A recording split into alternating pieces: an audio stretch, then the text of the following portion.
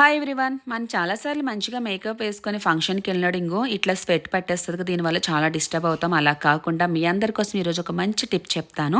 నేనైతే first strobe cream ఇట్లా ఫేస్కి ఈవెన్గా అప్లై చేసేస్తాను.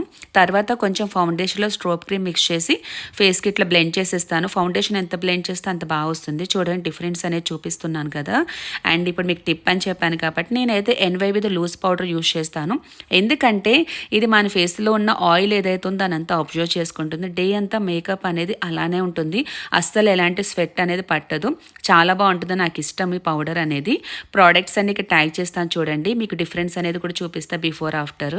అండ్ ఇంకేముంది యాజ్ యూజువల్ మస్కరా, లిప్స్టిక్, అలాగే స్ట్రోబ్ క్రీమ్ ఇట్లా లైట్గా హైలైటర్ ఇచ్చాను. దీనివల్ల లుక్ చాలా బాగుంటుంది.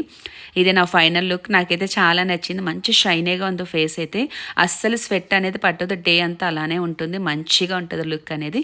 మీరు కూడా ట్రై చేయండి. Thank you.